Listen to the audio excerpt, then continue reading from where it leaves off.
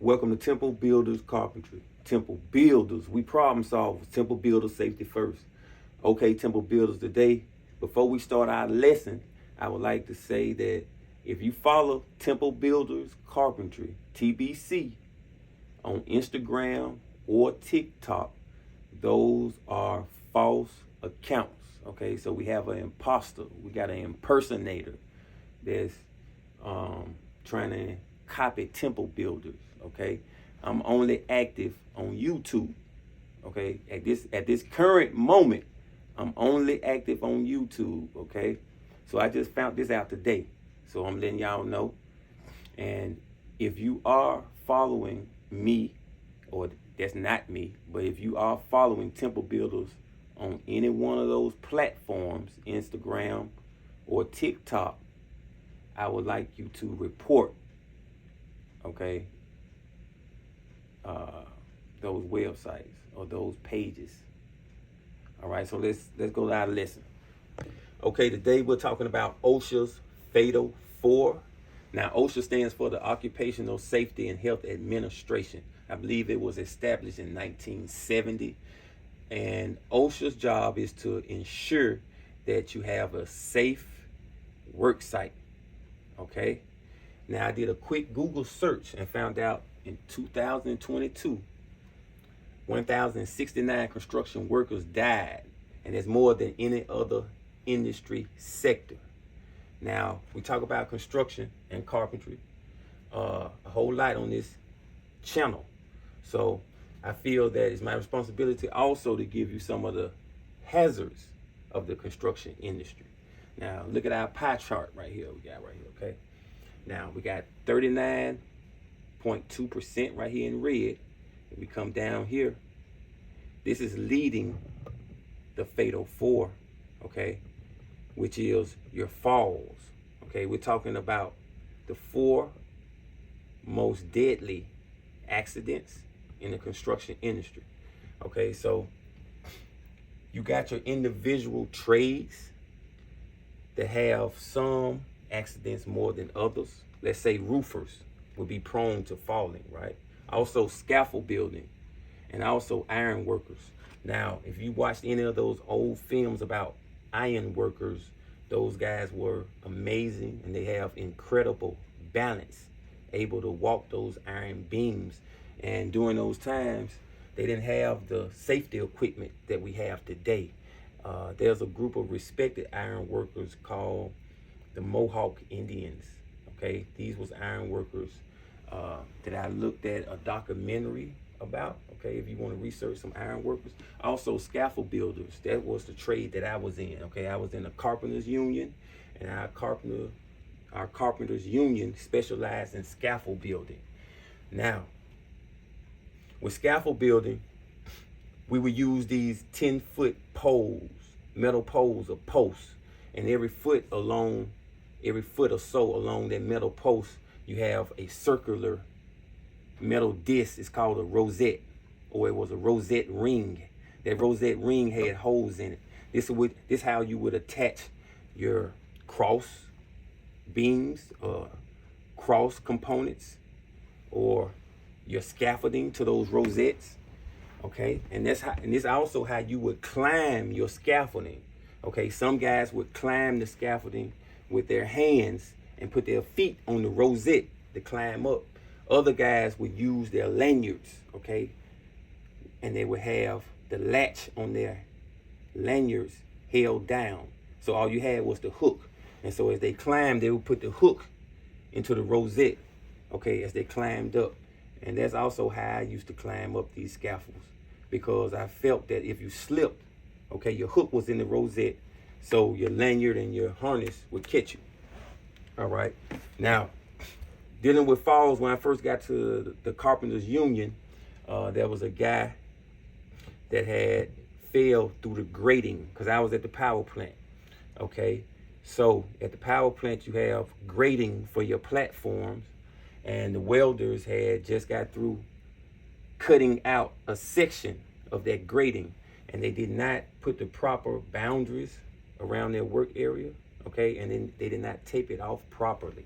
And so an apprentice came by unawares and fell directly in that hole, and he had to be helicoptered out. Okay. Also, when I was working with a remodeler, and we was working on a towing services building, and we was putting a metal roof on this building. This was one of my first times installing a metal roof, and my leading carpenter was giving me safety on walking on this roof, right? He telling me how slippery the metal roof is, and about 2 hours after him telling me this, I look over, I see him sliding down the metal roof like it was a sliding board. And he looked at me, he had this look like he knew it was over, you know. So he was laughing uncontrollably. I guess he was doing that because he'd rather not be crying. And so luckily it was only one story. And this guy was maybe in his late 50s, about 58, okay? So he hit the ground and rolled a little bit, took the day off, and he came back. I also had someone tell me about someone just died recently from falling off a 10-foot ladder, okay? So even heights that's only 10 foot, you can have a fatal accident. Now let's move on. Right here we got struck by object. Okay, so in what trades does this happen at? Maybe if you dealing with heavy equipment operator, crane operators. Okay, a lot of this material may not be rigged up well when they're getting airlifted. Okay, and this material can fall and strike somebody and hurt somebody fatally. Okay, let's go to our next top fatal 4, which is electrocutions. And we know where this happens at with electricians. But there are other trades that get electrocuted as well. I told a story in one of my videos called My Carpenter Journey, or My Carpenter Story. Okay, and part of my story is I also went to the electrical union. Okay, and that was one of the first things they was teaching us about, which is safety. And they also talked about arc flash and arc blast with electrocutions. Okay, these can fatally injure you. Okay, and also these can give you severe burns. Now when I went into the electrical union, one of my first jobs, one of my first days on the job, a guy got burnt severely. Okay, he was working on an electrical cabinet. This was for a grocery store distributor. And also on another job where I was working for a car manufacturer, a guy was on the lift and he got popped by electricity. So I've seen several times these people getting zapped by this electricity, and it's very dangerous. So you definitely need to be cautious around voltage, amperage. Okay, let's move on. Right here we got caught in between, and a high rate of this happens amongst our iron workers. Iron workers is one of the most dangerous jobs that you can have. Okay, so you see this guy getting caught in between a rock and a hard place. So this is what happens. Let's say if you're getting hit or crushed by a beam, one of those iron beams. Okay, we used to call them pinch points as well. So I hope this gave you some understanding on our top 4. Okay, our top 4 deadly accidents. Now we got other right here that makes up about 40.2%. It was a journeyman carpenter. He was telling me about safety, and right before I got there was an apprentice carpenter.